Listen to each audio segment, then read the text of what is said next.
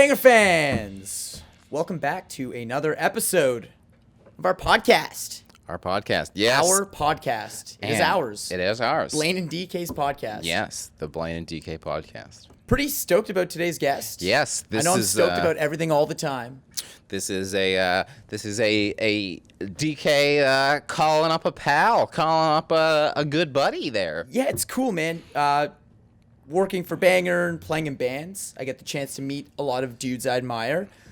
And sometimes it goes really well. Other times it goes like the interviews that we'll never post because they went terribly. But with this one, it's not very often that you meet someone who is so prominent in the metal scene and someone I've been listening to my whole life. And you spend the next 12 hours together drinking whiskey and hanging out in Anaheim, California. So it was pretty cool. Today's guest, Phil Demmel. A legend, Vio-Lence, formerly Machine Head, tons of shred mastery, a total fucking gem, and we become buds. It's pretty cool, man. So how did the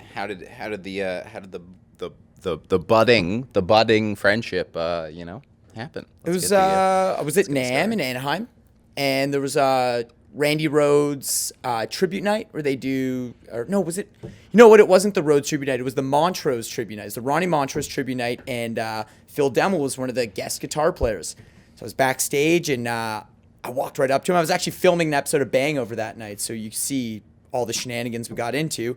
But long story short, walked up to him, introduced myself, said I worked at Banger. He said, wow, you guys really hated my last Machine Head record. I said, yeah, we did. And I thought he was serious, but he was totally fucking with me.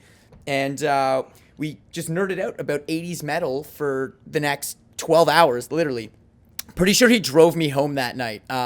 Like, it was ridiculous. I couldn't believe I was helping him load out his gear, and we're hanging out, going to the liquor store together, and now we're pals. It's pretty fucking cool, man. Drove you all the way back to Canada. That's real nice of him. Yeah. Right over the border, hop, skip, and a jump away. No problem.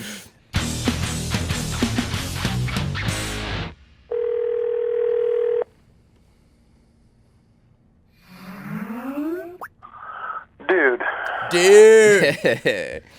What's up? What is happening? How are you? Not too bad, brother. It's, well, you know me. It's DK, and I'm here with Blaine, the other host at the Banger podcast. Howdy. All right. Hey, what is happening? What's your name? Blaine. Blaine. What's up, Blaine? We're just hanging out. What are you up to over there on the sunnier side of the continent?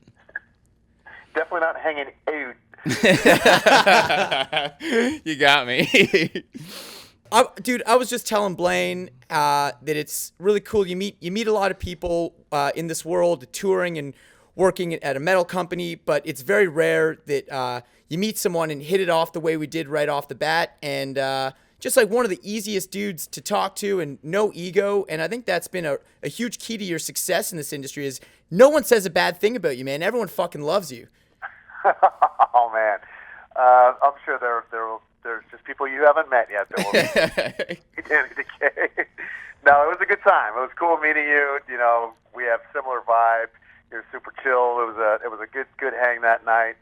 We did a little bit of raging. It was fun. Yeah, we raged. No one here needs to know the extent of the raging, but we may have had a little bit of fun.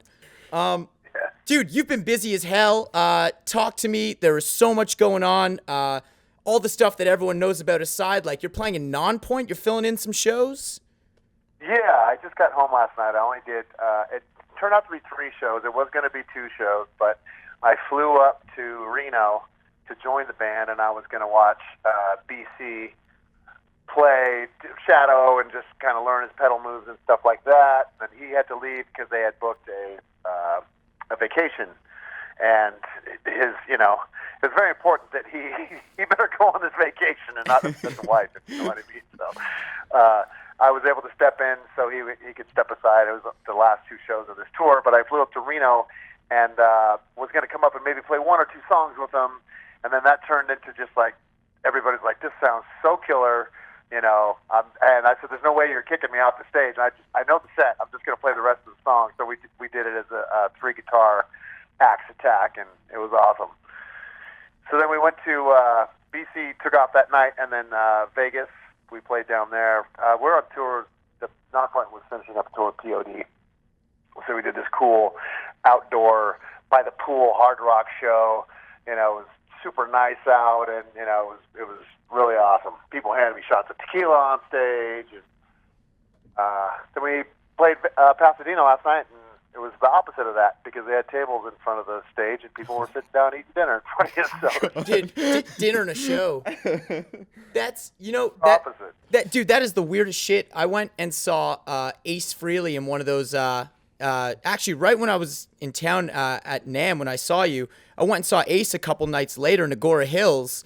And it was one of those dinner and a show places, and people, like, he's playing fucking Rocket Ride, and I'm losing my shit, and the guy behind me eating his steak is asking me to sit down. Yeah, it was a similar club to that. It was called The Rose in Pasadena, and I think there's one in Montclair, too. So it's, similar vibe, where it's a cool place, man. The place is all decked out. It's super nice, but they have the dinner going on in front of you. I think one of the opening bands, the guy went on the table and was, calling everybody. He felt like he was in the Chuck E. Cheese band. People were then watching them cluck around. So that's rad. That's funny that I do stand-up comedy, and every once in a while you show up at a gig and it's a standing gig, and it's the same kind of feeling where you're like, oh boy, this is gonna be bad.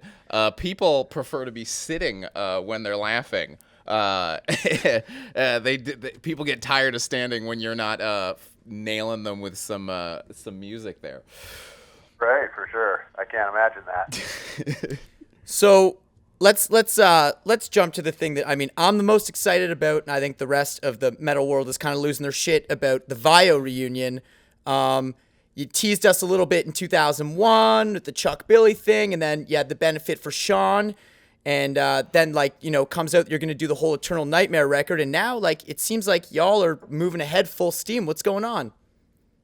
Yeah, it's kind of crazy how it all took off. I mean, I had reached the end of the Machine Head thing, and I did the Slayer thing, and got a text from Sean saying that, hey, let's do some shows, and the last time I saw Sean, he was in no shape for that at all, so it was, and granted it had been about maybe 10 months or so, but there was a point where I felt like, man, I've seen my friend for the last time, so hearing him say that, I was just like, oh shit, are you talking violent shows, or do you want to go to the movies or something? Like, what the fuck are you talking about? And it turned into, let's put the band back together and see if we could pull off a couple home shows. And we shot for one, and it sold out in a day. And we're like, well, fuck, what do we? So we put up another one up for sale, sold out in hours. So we knew we were on, but we knew that we could pull off a home show. And practiced real hard, dusted off some of the real older tunes because we had, a headlining spot to fill, and it was unreal. It was fucking unreal, man. It was like 1986. Ruthie's in, watching, Megadeth and Exodus open, play there, or just one of those crazy, just back in time kind of shows. And in the interim, Sacred Reich had asked us to support them on a couple West Coast dates, and we agreed to that. And so, the LA show goes on sale, first day, sells fucking out. We're like, holy fucking shit, and that ended up, that LA show a couple weeks ago was far and away the most insane violent show we've ever done. It was like the Metro shows we did in Oakland, but it was like a bigger venue and, more people and a bigger stage, and just, there must have been 200 stage divers, man, because there's no barricade, we fucking dig that. We love the connection, people fucking right there and banging the mics around, and, we go half stacks and 3 par cans, there's no production of this. It's all about us, the music, and the audience. So, it's been awesome getting offers to do festivals overseas and doing one-offs. We got a couple shows in Brooklyn coming up and playing the Full Terror Fest in Illinois, and we're playing Psycho Las Vegas. And shit, what else? We're going to Puerto Rico. We're going to Mexico City. We're Dude, it's very unique to talk to someone. You figure when someone leaves their band of 15 years that maybe you would have less things to talk about with them. I feel like you've got more to talk about than ever, man. It's incredible. It's so cool to see you so busy. I haven't even touched on the Metal Allegiance stuff that I did, or this this hail thing that's coming up. I've never been so busy. I've got my high school buddies and I get together. And, we play. We're actually going to play at the bar that me and my wife own. Just having, the time of my life. I really am. Now, I saw, like, speaking of having the time of your life, being busy as fuck, you got the Back Lounge open. Is that a new bar, or is that a rebrand on your old bar? Yeah, it's a rebrand. We bought a bar from. I live in Dublin, California. So this lady, Evelyn, she had a bar here called Evie's for 30 years, and it was my dive bar I'd go to, and half mile from my house, get hammered and stumble home from. And when Marta moved up here, she started bartending there. Eventually, starts managing it. Evie wants to retire and sell it. We buy it. And a year later, we changed it to the Back Lounge. So if you're a touring musician, you know what happens in the Back Lounge. Oh, yeah. So yeah, we rebranded and didn't really gut it, but we've changed the aesthetic on the inside and gave it kind of a rock vibe. I've got these cool drumstick chandeliers from drummers that have donated sticks, and got some guitar neck pulls on the bathrooms and these cool drums that hang over the pool tables as pool lights. So, but we get all lux in there. It's really cool. Yeah, I saw the photos. I was gonna comment on those the lights over the pool table. Those are fucking awesome, dude. That's a great idea. Yeah, my buddy Brad Fields, who he's really into proggy stuff. He's like a huge Portnoy fan, and so he had done some work. He's a friend of my mom's at the house.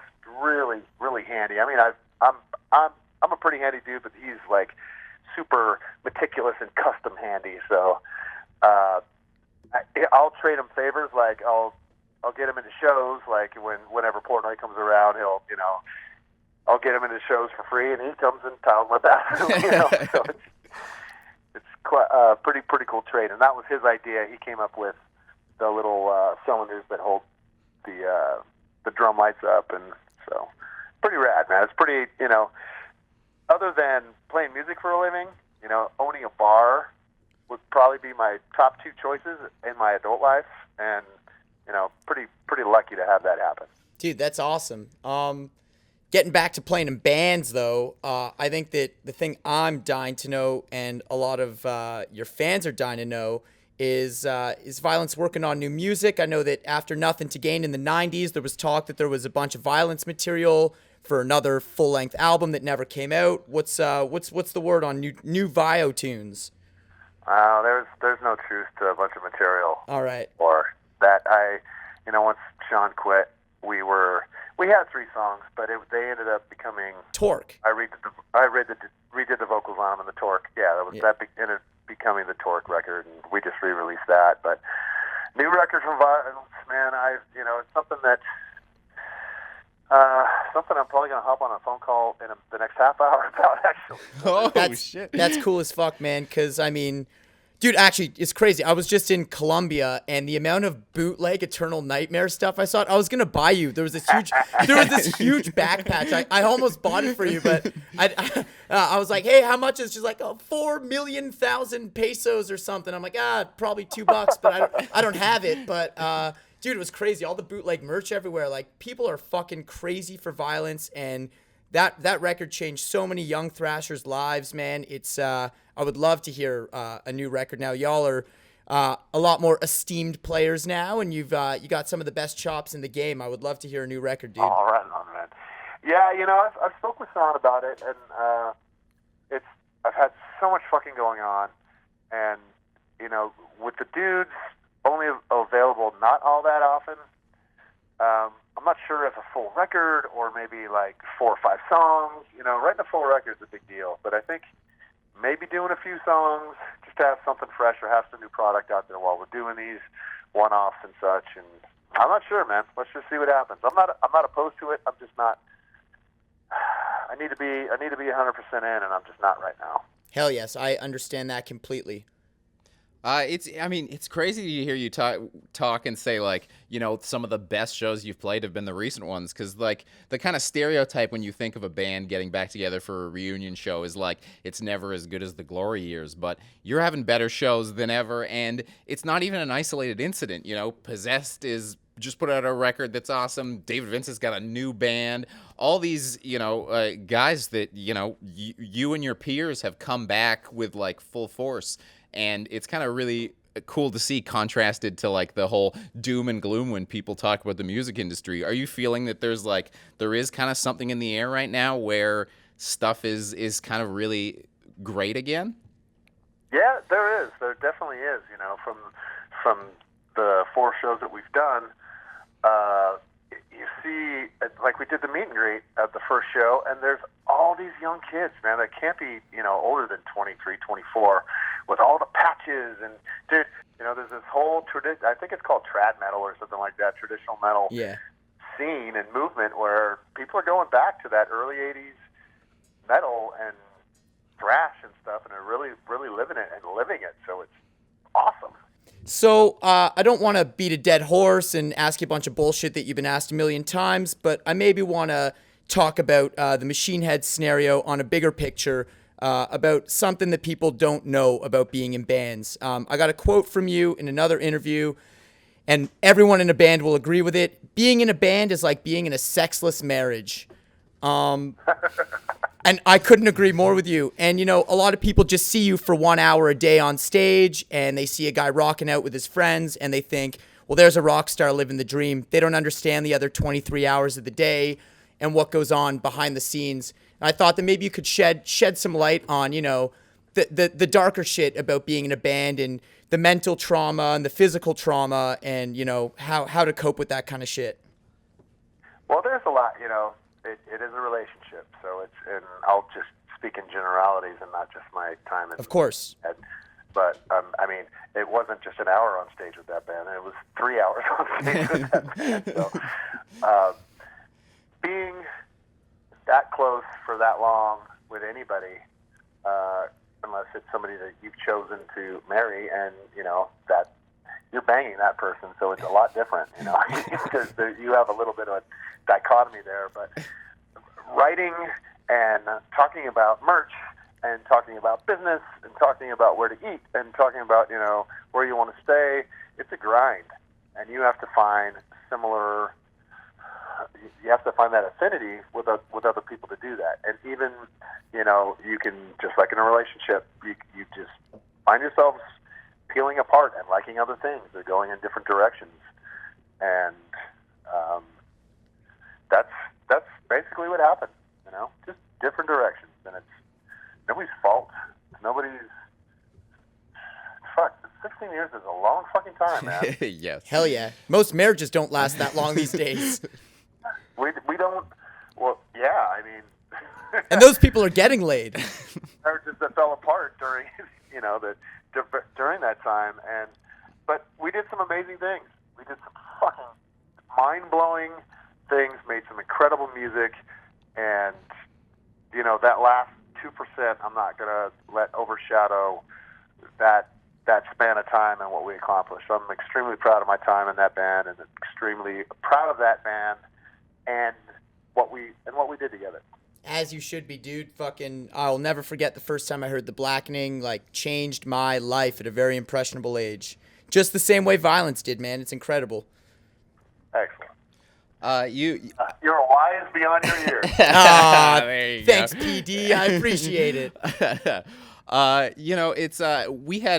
We filmed our little Shredders of Metal thing, and Ben Weinman from Dillinger was one of our judges, and he mentioned that, he was feeling really burnt out with the band, and that's kind of, why he decided to call it quits, and he's kind of found a recent joy from just playing with suicidal tendencies and going around. And, a lot of people, when they have an image of how awesome it would be to, have your own band and be the kind of focus point and the main guy, but has, been playing with Slayer and, doing all, just kind of being a hired gun helped kind of give you a bit of, a rejuvenation of excitement and fun? Yeah, it has. Going from the day that I left Machine Head to, getting the text from Carrie, to 3 days later being on a plane, knowing that, hey, you might be playing 19 Slayer songs the next day is, such a roller coaster ride, but such an career-affirming moment. And having, all these other bands call you up, and, I've gotten a ton of offers to like, hey, you want to play on this record, or can you do, a bunch of stuff that I haven't been able to take. But just that, you love me, you really love me.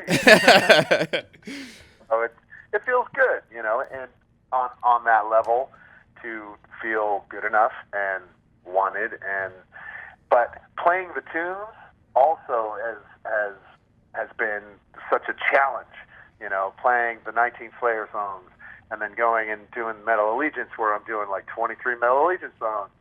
And then from that, but then I do all these jammy things, doing Ronnie Montrose thing and Randy Rhoads. I do the Dime Dash and into another Metal Allegiance little West Coast tour into playing with Nonpoint. And then, you're playing violent shows in between there too. And, then you got your cover tunes with the Merkins to play. And so then in October, I'm going to be going and doing some Eastern Europe stuff with Hail, which is going to be me and Zet and Chris Adler and James Lomenzo. Woo! Yeah, that's hot, dude. That's nuts. Yeah. So we're doing some I don't think everything's kind of firmed up now, but it's going to be some pretty exotic places overseas. So there you go, more cover tunes. Well, dude, and I mean, I can't stress this enough. From the minute I met you and walked out to your car and saw all the guitars in the back, you're like, oh, yeah, man, got one for each tuning. I'm out here trying to get gigs, dude. You are one of the hardest working dudes, and it's so awesome to see, like, man, everything happens for a reason. You played in a band for 15 years, and now Dave's back with Sacred Reich. You got Vio-Lence going again. I'm a firm believer everything happens for a reason, and we're better off because of it. Yeah, it's 1994 all over again. The Burn My Eyes lineups together. I'm in Vio-Lence, Sacred Reich. It's from a fan standpoint, how can you complain about that? No, this honestly, it couldn't have worked out better. And dude, I'm fucking so hyped for you. You got so much going on that I didn't even know about. That's crazy, man. Yeah, pretty stoked and pretty fun. Hell yeah. So when are we gonna get Excited and Vio-Lence together? Yeah, I know, that's what we were talking about the other day.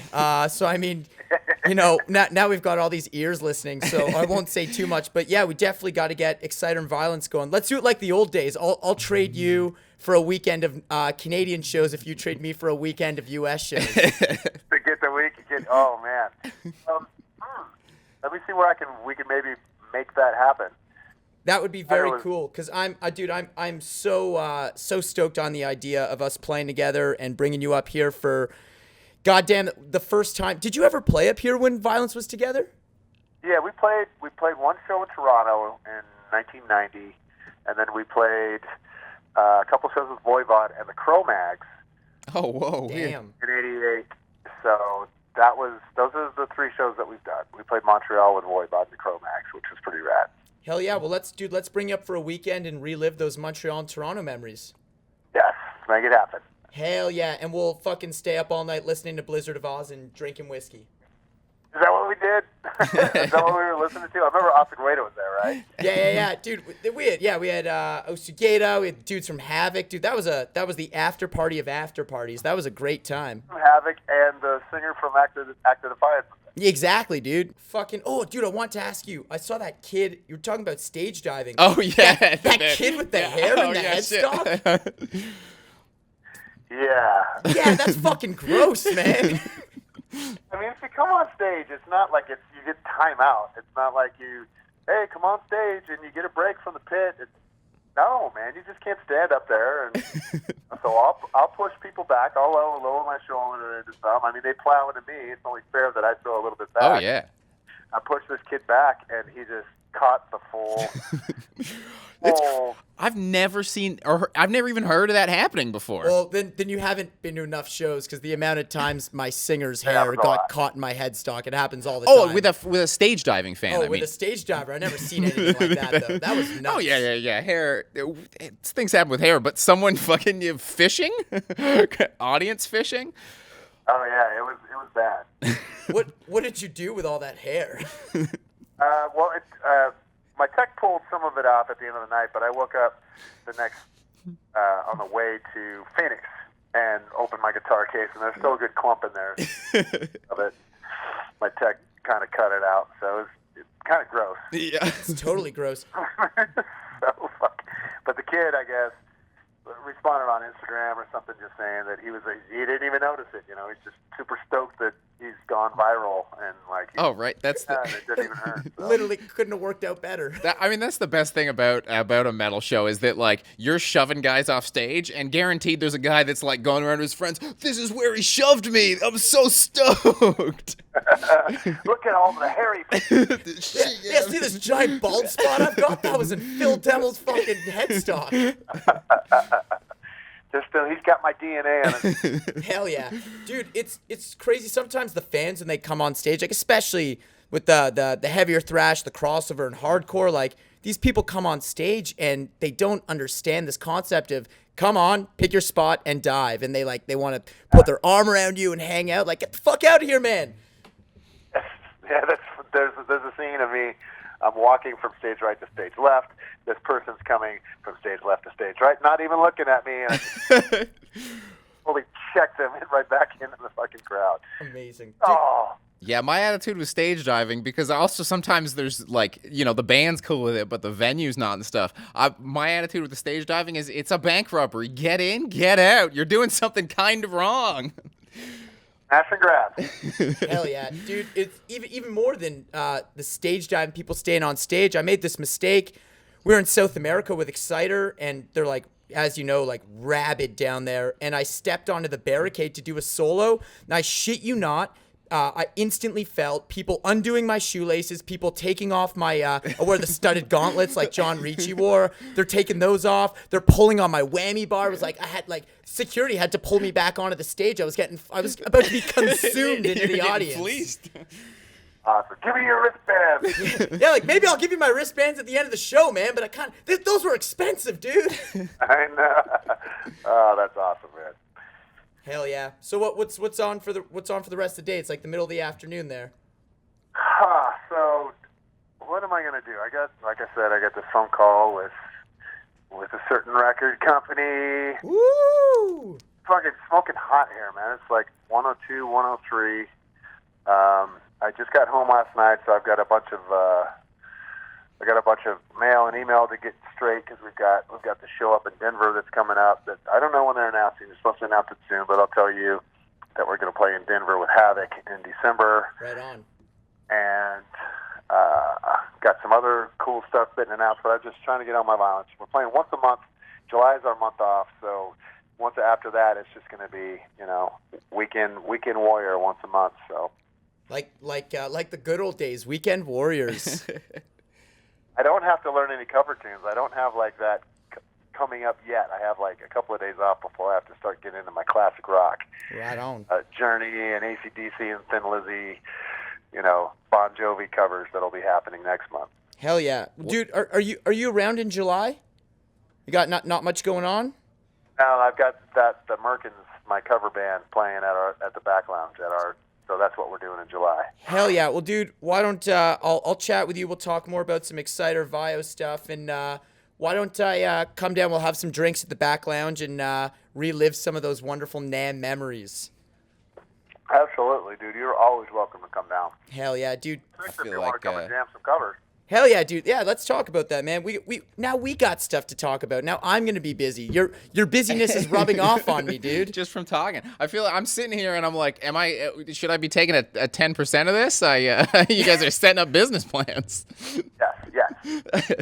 Totally, Blaine. You can be the witness on the contracts. Oh, there you go. There we go. Contract. And by contracts, I mean the signature in blood. Crank caller. Yeah. All right, dude. Demolition Man, fucking have an excellent day. Always good to catch up with you. And I'll shoot you a text later. We'll talk some silly shit. Yeah, definitely. Danny Decay, best hair in metal. Appreciate you calling, man. Hey. There you go. I can't take that much credit, but from you, maybe. Very good, man. I'll talk to you guys soon. Thanks. Hell yeah, brother. Awesome. Cheers. See you well. So that's been the BangerTV podcast. Hell yeah, that was a fun one, man. That was a fun Shall one. we high five it Oh out? yeah, are we doing this now? This is becoming a thing. All right. I'd like it to become There a we thing. go. I like anytime There I we can go. touch your hand is Yeah, just yeah. magical moment.